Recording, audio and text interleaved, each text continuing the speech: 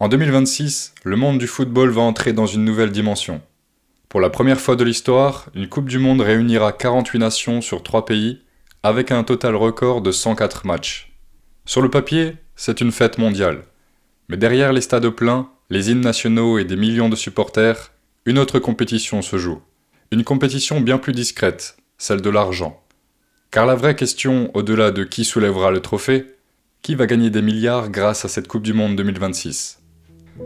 Quand on parle de Coupe du Monde, on pense aux joueurs, aux sélectionneurs, aux supporters. Mais il y a cette institution qui gagne à tous les coups. C'est la FIFA. À sa tête, Gianni Infantino supervise aujourd'hui l'un des événements sportifs les plus rentables de la planète. Et pour 2026, la stratégie est claire. Faire plus grand pour gagner plus. Le tournoi passe de 32 à 48 équipes, de 64 à 104 matchs, soit 40 matchs supplémentaires à vendre.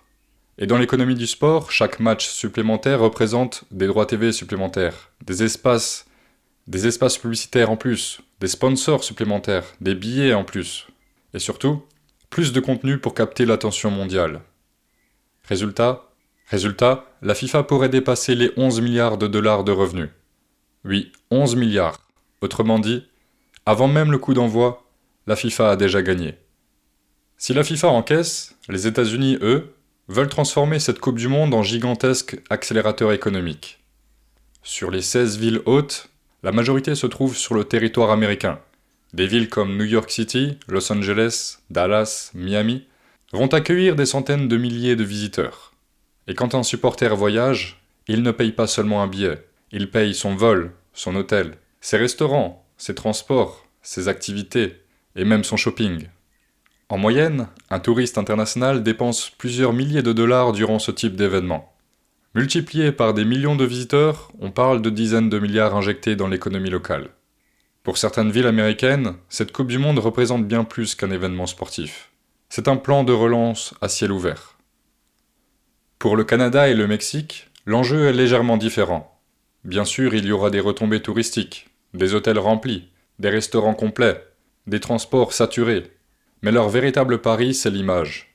Pendant plusieurs semaines, des milliards de spectateurs verront leur ville, leurs infrastructures, leur culture et leur capacité d'accueil. Une campagne mondiale, impossible à acheter autrement. En marketing territorial, cette visibilité peut générer des investissements futurs, parfois sur des décennies. Mais la FIFA n'est pas la seule à gagner. Derrière chaque Coupe du Monde, il y a une armée de multinationales. Des marques automobiles, des boissons, la télécommunication, la technologie, les banques, les paris sportifs. Ces entreprises investissent des centaines de millions pour associer leur image à une émotion universelle, le football. Pourquoi ?